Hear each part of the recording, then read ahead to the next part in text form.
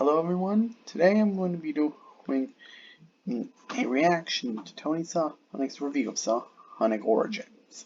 Now, I got permission from Tony Sonic himself to do this. Don't believe me? Look in the comments of the actual video. Oh, with that said, and let's get into this.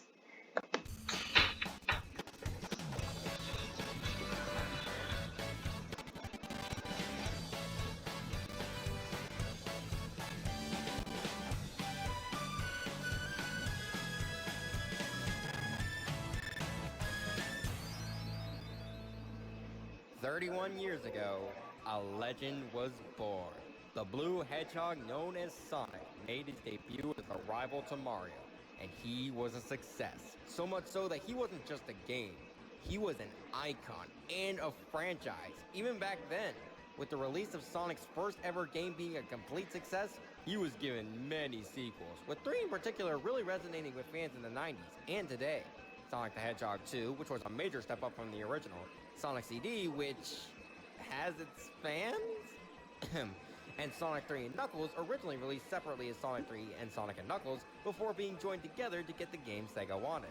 These games, along with the original, are so beloved by the fanbase that Sega apparently felt the need to release them all in a collection. And then a few years later, they did it again. And again. And again. And again. And again. And, okay, it's not even funny anymore. And now here we are, Yeah. 31 years later, with I the agree. latest way to re-experience these old games, Sonic Origins, developed by Christian Whitehead, the same person behind Sonic Mania. Now, before we begin, I must emphasize something. Everything I experienced with Sonic Origins was by pre-ordering the digital deluxe version on my Xbox Series X. I cannot speak for the other versions, so keep that in mind. With that said, let's discuss what Origins does well and what it does badly. You might already know this, but these games were actually remade from the ground up for this collection. No porting, no emulation. Yeah, these are the legit that's actually impressive. Games remade and good on enhanced. Sega. And boy, do they show it. All 4 of these games look absolutely stunning. And throughout my playthrough of all 4 games and the side modes, they run at 60 frames per second all the way through without a single frame drop, at least from what I could tell. They also added opening and closing cutscenes for all 4 games animated in the same style as Sonic Mania, and they look great as well. Curious. And for those of you who are confused about certain details in the original games, they actually elaborate on some of them in these cutscenes, such as Amy finding out how to find Sonic via her tarot cards, Tails getting bullied for his 2 tails and learning he can fly with them, and even Eggman tricking Knuckles into thinking Sonic and Tails are the bad guys, all of which is really neat. As for the games themselves, they're fundamentally the same as they've always been, with a few changes. For one, Sonic sports his spin dash in all 4 games, even in Sonic 1 where he originally didn't have it, as well as the drop dash from Mania for added convenience. Not to mention, you can play as Tails and Knuckles in every single game except for CD, where Tails is the only other playable character, which is a little weird, not gonna lie. I They all agree. control as perfectly as they did in the original games. This collection supports multiple different modes as well. In story mode, where you play through each game back to back, and the anniversary mode for each game, the games are displayed in widescreen. And this isn't like Resident Evil 1 remake where the pictures zoomed in to emulate widescreen, or the Mega Man Legacy collections where the full screen image is stretched out and made ugly. No, this is genuine widescreen with more picture, which is great. Also, lives are completely gone in these 2 modes, giving you unlimited tries and coins in place of where the lives normally were. The coins serve 2 purposes. The first is to unlock certain content in the museum, and the second is to give you another shot at a special stage should you fail the first time. The latter, which is especially helpful for the myriad of players who find these special stages brutal. Though, speaking personally, I can beat most of them in 1 attempt, and only really struggle on a handful of them. But the change is very much welcome, since A, it only costs 1 coin per attempt, and B, if you pre-ordered the game like I did, you get 100 of them as a present. Which, is fine, but I already have 200 right here, so... Even little details like girders in the Spring Yard Zone boss to compensate for the widescreen, and new sprite work for specific moments make the original games come to life even more than they already did. But if for whatever reason you insist on playing these games they were originally made, with lives and 4:3 ratio, you can in classic mode. There are even special borders you can choose from. I mean, I'm never gonna play that mode, but it's nice to have the option. As for the I other agree. modes, you got Boss Rush mode that'll net you coins depending on how quickly you beat all the bosses, Mirror mode, which is the same games in reverse, and Mission mode where you tackle a variety of missions set in each game that will give you a certain amount of coins depending on your rank, with some extra hard missions available in the Digital Deluxe version, which is again the one I bought. They're all neat extras, but not particularly engaging, save for Mirror mode. Something about playing the stages backwards is trippy, but fun. Then there's the museum, where you can unlock songs, artwork, and cutscenes via story progression, unlocking certain achievements, and buying with coins, though you will need a lot of them. I don't particularly browse museums and collections that much, but with this much history, even I gotta admit this is a fun trip to the past. Heck, even the menu oozes with charm, as each game is represented by different islands from the games, with story mode being represented by the island from Spinball, because that game really is canon, and the museum being represented by, I think, the island from Sonic 3D Blast. It's been a while, so I don't know for sure, but it's still good. Okay, now let's see what's bad about As with this. any game, though, there are flaws here, some minor and some major. To address the elephant in the room, certain songs in Sonic 3 and Knuckles were swapped out with different songs. Why? Well, for those of you who don't know, during the development of the original Sonic 3 and Knuckles, Sega approached Michael Jackson to make some of the music for the game. Now, from what I've heard, Michael himself turned down the offer, but did give it to one of his producers. And as a result, the licensing for the original songs belongs to Jackson. So for a few of the levels, the devs had to make new songs, and okay, music is a very subjective matter, so if you like the new songs, more power to you. But thinking personally, I hate them. I've heard they were derived from the original PC version of the game, but derivative or not, they just sound bad. I like the new Super Slash Hypersonic theme, but the other songs I can't jive with no matter how much I listen to them. Not gonna lie, since I didn't know which songs were made by Jackson's producer, I was worried that they had changed the Big Arm and Sky Sanctuary's theme.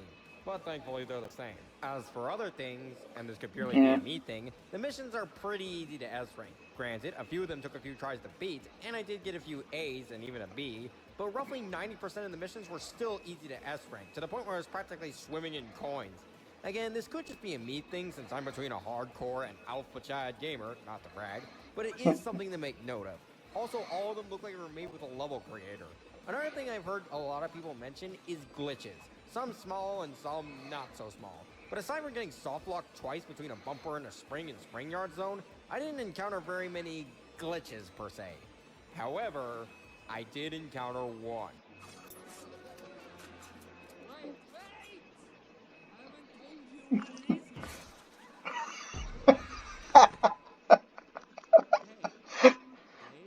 Listen up, please.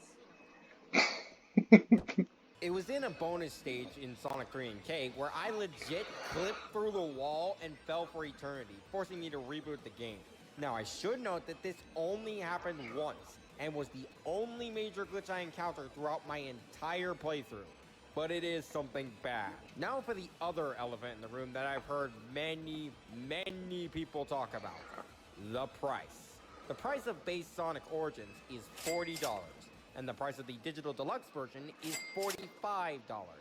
And what do you get for $5 extra? Extra hard missions, animations for the characters on the islands and in the sound test, extra songs, and extra borders.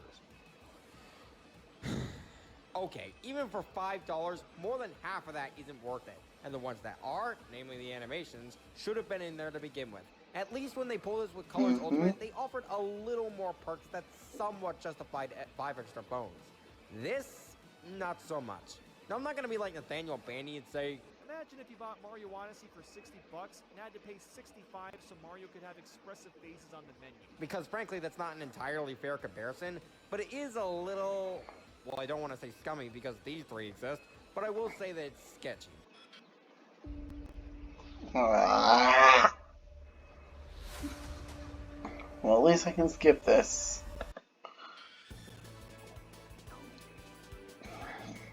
With all that said, I do still think that Origins is overall good.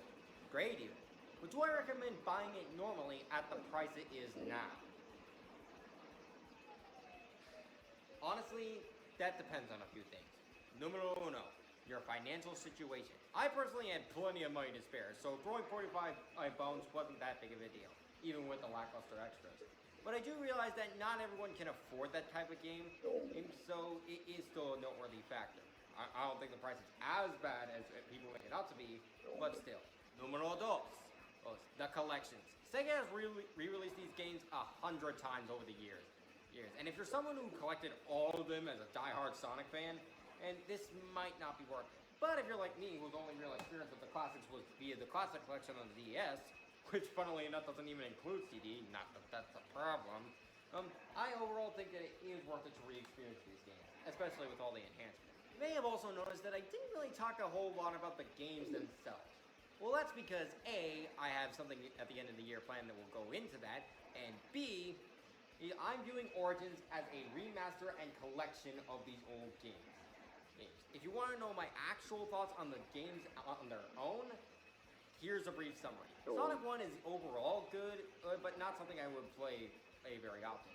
Sonic CD, while not bad per se, I'm still happy with leaving in the dust forever. Sonic 2 is a massive improvement over Sonic 1, and Sonic 3 and K is the best of the pack. And Origins, well, with all its pros and cons, I give it an 8 out of 10. It's great. And a lot better than Mario 3D All-Stars. Goodness knows DT's still ripping into that thing. You're an absolute disgrace of a collection.